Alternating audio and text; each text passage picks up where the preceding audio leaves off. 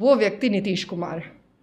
हमने बचपन में उनको देखा था और उनको देख के ही हमें ऐसा लगा था कि ये कौन है, शायद हम इनके जैसा बनना चाहेंगे। और काफ़ी छोटे में देखा था, शायद ये भी एक कारण था कि हमने उन्हीं के साथ आके काम किया।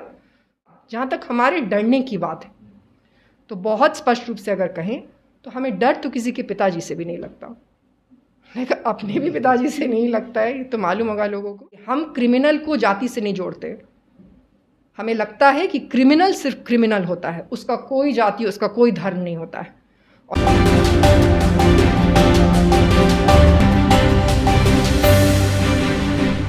नमस्कार, आप देख रहे हैं रब्जी लाइव न्यूज और मैं हूं आपके साथ निधि सिंह।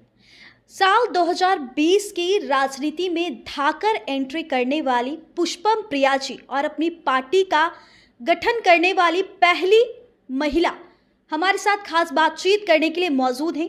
सबसे पहले बहुत बहुत शुक्रिया आपका बातचीत करने के लिए। Thank you. क्वेश्चन मैम ये है कि आपने गठबंधन की बात की, तो कहीं ऐसा तो नहीं है 2020 के चुनाव के बाद पुष्पम प्रिया प्लस पार्टी डर गए, जो उनको गठबंधन क्योंकि उस वक्त वोट नहीं मिल पाए, अब आप गठबंधन का हिस्सा बनना चाहेंगे? क्योंकि आपने ना नीतीश कुमार को छोड़ा है, ना आपने लालू यादव परिवार को छोड़ा, तो फिर आप सबसे बड़ी पार्टी बिहार में ही किसके साथ छोड़ा मतलब क्योंकि आपने उनको कटाच की बात की कि आपने उनके विजन को बार बार कटाच किया है, चाहे वो नीतीश जी हो या लालू जी हो। कभी भी आपने आपके अगर 2020 के इंटरव्यू को देखें तो आपने लालू परिवार को परिवारवाद भी बोला और जंगल राज भी आपने बोला, तो और नीतीश जी को तो आप कटाच करते ही हैं, क्योंकि ये फैक्ट्स है। तो फिर हम दोनों ही का आपको जवाब देंगे। जी। जो भी चीज़ें उस वक्त में हुई, नीतीश जी के आने से पहले जो भी चीज़ें हुई, खास करके क्राइम में जो चीज़ें हुई, हम ये अक्सर अभी भी बोलते आए हैं कि वो चीज़ें हुई, उसको एक्सेप्ट करने की ज़रूरत है कि वो सारी चीज़ें हुई, तो उस पर हम कटाक्ष ना करें, ये नहीं होगा। और अगर ऐसा हो फ्यूचर में कि हम एक कॉमन मिनिमम, सिर्फ और सिर्फ कॉमन मिनिमम प्रोग्राम की वजह से अगर हम उनके साथ बैठे तो भी हम यही बोलेंगे, अगर उनके ऑपोजिट बैठे तो भी हम यही बोलेंगे। ये होगी उनके बारे में बात। दूसरी, नीतीश जी के बारे में बात। 20 वर्षों पहले क्या था, इसकी वजह से नीतीश जी को क्लीन चिट दे देना ये गलत है, क्योंकि पिछले 20 वर्षों से अगर वो मुख्यमंत्री हैं, उन्होंने कितना भी बेहतरीन काम किया हो, जो चीज़ें नहीं हुई हैं या जो चीज़ें गलत हुई हैं, जो व्यवस्था आज तक नहीं बन पाई, बाढ़ आज तक आ रहा है, उसके साथ हमें नेपाल से बात करनी थी, वो आज तक बात नहीं हुई। शिक्षा की चौपट हालत है, कोई भी सेशन टाइम पे नहीं चलता, वो तो सिर्फ एक ही चीज़ होगी ना, स्कूली शिक्षा तो है ही नहीं कुछ भी, दिन ब दिन स्तर गिरते जा रहा है, एग्जाम पेपर्स लीक हो रहे हैं, ये सब तो मैसिव इश्यूज हैं। क्या आप मानती है कि जो लालू यादव के बाद जो ये नीतीश कुमार का राज आया, तो उससे क्या ये उन्होंने बेहतर कार्य किए, लालू या नीतीश, अगर दोनों के बेहतर सेशन क्या है? अगर आप उसमें इकोनॉमिक बात अगर करें कि इकोनॉमिक विकास किया है कि नहीं, देखिए विकास सिर्फ एक नहीं होता है। ये जो प्रश्न है वो कम्प्लीटली पूरा प्रश्न नहीं है, अधूरा प्रश्न है। अगर आप हमसे ये पूछेंगे कि क्या आपको लगता है कि विकास किया है, तो आपको ये डिफाइन करना पड़ेगा कि आप किस विकास की बात कर रहे हैं। हम बेहतर उनके कार्यकाल की बात करें। बिल्कुल, हमने कभी नहीं कहा है कि नीतीश जी ने अच्छा काम नहीं किया। हम आज कह रहे हैं, ऑन रिकॉर्ड फिर से कह रहे हैं कि उन्होंने अच्छा काम किया। जो उनका एक्सपोजर था, जो उनकी पढ़ाई लिखाई थी, जिन आदर्शों के साथ उन्होंने खुद को समाजवादी कहा, उस समझ में जो वो कर सकते थे वो उन्होंने किया। पहले 10 साल तो बहुत काम किया, उसमें कोई डाउट नहीं है। बहुत सारी चीज़ों को हमारे समाज से उन्होंने ख़त्म किया, लेकिन बहुत सारी चीज़ें ऐसी हैं जो कि आज तक नहीं हुई हैं, वो भी तो फैक्ट है ना। तो उस पर तो उनको क्लीन चिट नहीं दिया जा सकता। अगर हम किसी दिन मुख्यमंत्री बने, चलिए हमें छोड़ दीजिए, आप किसी दिन मुख्यमंत्री बने, तो आप पूरे राज्य का मुख्यमंत्री बनते हैं। उस 14 करोड़ जनसंख्या के हर व्यक्ति के लिए आपका उत्तरदायित्व है। और अगर उस 14 करोड़ जनसंख्या में कुछ भी हो, जैसे रेप हो गया या एक रैकेट है जो मुजफ्फरपुर में चलता है, 2021 में हमें उसकी जानकारी मिली थी, हमने बहुत खबर उठाई, तो सीबीआई को फाइनली वो सौंपा गया। छोटी बच्चियों को उठा लिया जाता है और उनको बेच दिया जाता है बाहर। ये सब तो आज हो रहा है ना। तो सिर्फ इस वजह से, क्योंकि जब वो 2000 में आए तो बहुत ही ख़राब हालत थी, बहुत ही जंगल राज, अब जो भी राजा उसको कह लीजिए, हम उसको ये कहेंगे कि लॉ ख़राब था। जब लोग जंगल राज कहते हैं तो उसका एक अलग मतलब होता है, ये भी आपको बोलने की ज़रूरत है, वो जातिवादी कोनोटेशन होता है। लॉ एंड ऑर्डर ख़राब था, ऐसे बात करते हैं। उस लॉ एंड ऑर्डर को उन्होंने ठीक किया, ठीक है, लेकिन बाकी चीज़ों के लिए भी उनको जवाब देना पड़ेगा। जहाँ तक हमारे डरने की बात है, तो बहुत स्पष्ट रूप से अगर कहें तो हमें डर तो किसी के पिताजी से भी नहीं लगता, लेकिन अपने भी पिताजी से नहीं लगता है, ये तो मालूम होगा लोगों को। लेकिन हाँ, हमारा एक लिमिटेड लाइफ स्पैन है, और उम्र जैसे जैसे आदमी की बढ़ती है, कार्य करने की क्षमता हर आदमी की कम होते जाती है। इसीलिए हम इतना स्ट्रेस करते हैं कि युवाओं को आना चाहिए। अब नीतीश जी जब आए तो वो अपने 30s में थे, 30s में उन्होंने राजनीति में एंटर किया, और आप देख लीजिए जब वो युवा थे तो ज़्यादा काम करते थे, फिर धीरे धीरे उनके काम करने का क्षमता कम होती गई। अभी हमारी मैक्सिमम क्षमता है, और हम अपना, ऐसा नहीं है कि हम कुछ और भी कर रहे हैं और ये भी कर रहे हैं। 2019 में हमने अपना पूरा जीवन छोड़ दिया, जॉब छोड़ दी, कुछ नहीं किया, इंडिया आ गए, शादी नहीं की और ये रास्ता चुना। तो हमारे लिए तो इसके अलावा और कोई काम ही नहीं है।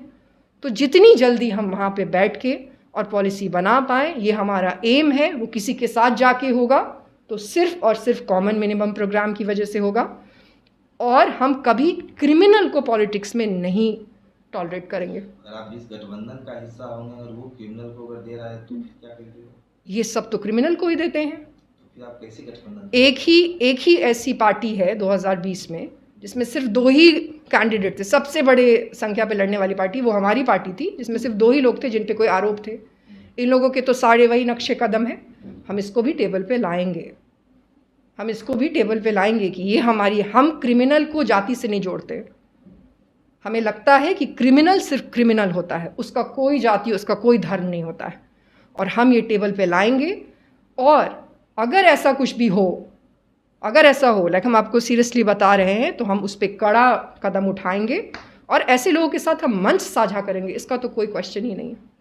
जातिगत जनगणना जस्ट कोविड के बाद हुई बिहार के पूरे देश में, तो इसमें इंडिया गठबंधन ने बढ़ चढ़ के लिया और बीजेपी ने इसका विरोध किया था। इस पर आप क्या कहना चाहेंगे? देखिए, जो भी गणना होती है, कोई भी गणना, चाहे वो जाति संबंधित हो, सोशल पैरामीटर्स पे हो, इकोनॉमिक पैरामीटर्स पे हो, वो होना ज़रूरी है, वो होना ज़रूरी। सरकार के पास वो आंकड़े होने चाहिए अगर आपको उसमें फेरबदल करना है तो। अगर मुझे ये मालूम रहेगा कि ये जाति, क्योंकि आप इस चीज़ को तो नहीं डिनाई कर सकते ना कि हमारा एक जाति का इतिहास रहा है। आज भी आप, बहुत सारे लोग ऐसे कहते हैं कि कास्ट और क्लास बहुत हद तक एक रहा है, ये फैक्ट है।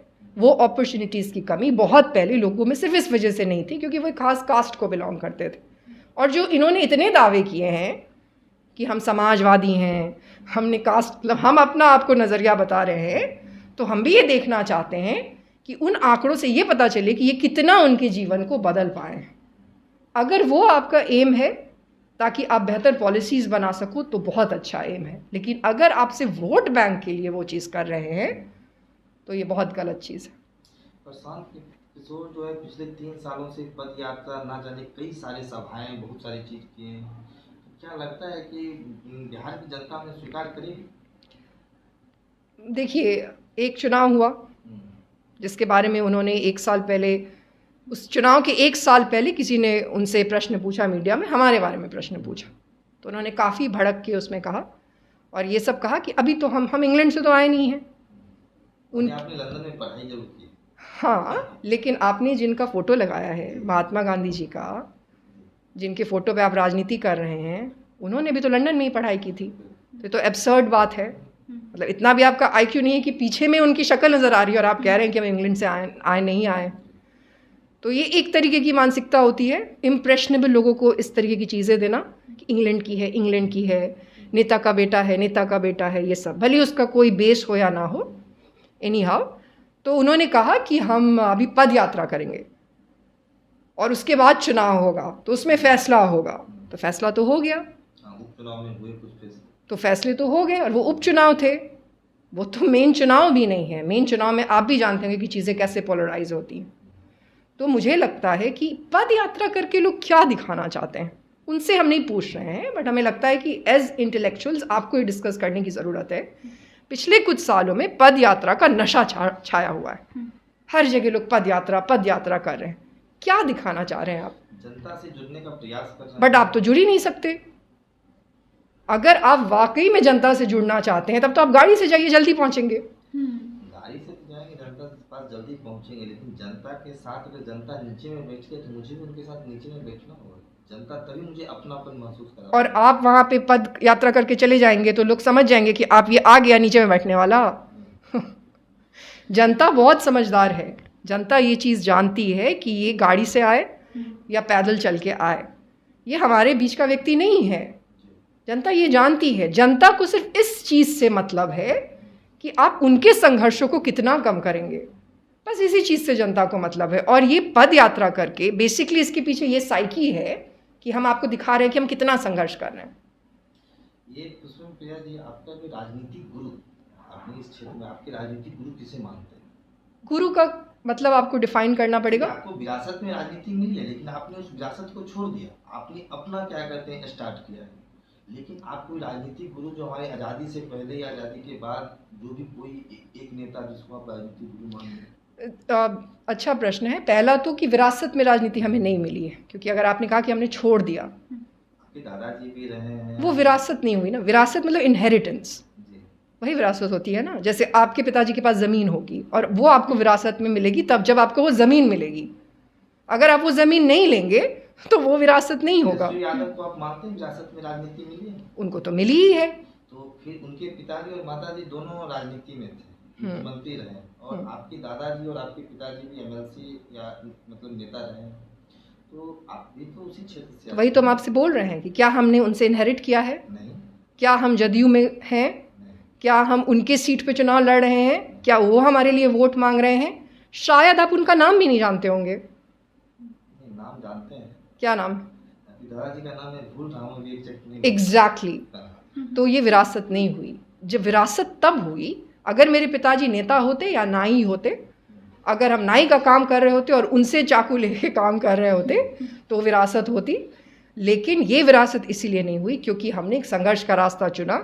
चांदी का जो पूरा एक प्लेट था उसको हमने ठुकराया, उनके किसी भी रिसोर्सेज को यूज़ नहीं किया, उनके किसी भी कॉन्टैक्ट को यूज़ नहीं किया, अपने लोग बनाए। हमारी पार्टी के कोई लोग हमारे पिताजी को नहीं जानते, सब हमसे। क्योंकि आपके मैं जब इस ऑफिस में आया हूँ, कमरे में बैठा हूँ, तो आपके पीछे कोई भी नेता के फोटो नहीं लगे, चाहे वो आज़ादी के पहले का हो या आज़ादी के बाद का।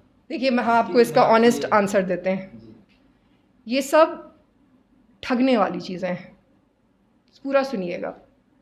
अगर आप महात्मा गांधी जी को पढ़े हैं, हमने पढ़ा है इसलिए कह रहे हैं, उनका पूरा एक वाङ्मय है, आपकी हिम्मत नहीं होगी उस चेहरे को अपने पीछे लगाने की। उनके आदर्श इतने पुख्ता थे उस व्यक्ति के, उन्होंने कपड़ा पहनना छोड़ दिया था। और अगर आपकी हिम्मत हो रही है तो आप नैतिक रूप से बहुत भ्रष्ट हैं। हमारी नहीं हिम्मत होगी, कभी नहीं होगी। हम आपको ऑनेस्ट जवाब दे रहे हैं। चलिए उनको छोड़ दीजिए। सुभाष बाबू, हम उनको काफ़ी प्रेज़ करते हैं, सुभाष बाबू के हम काफ़ी फ़ैन हैं।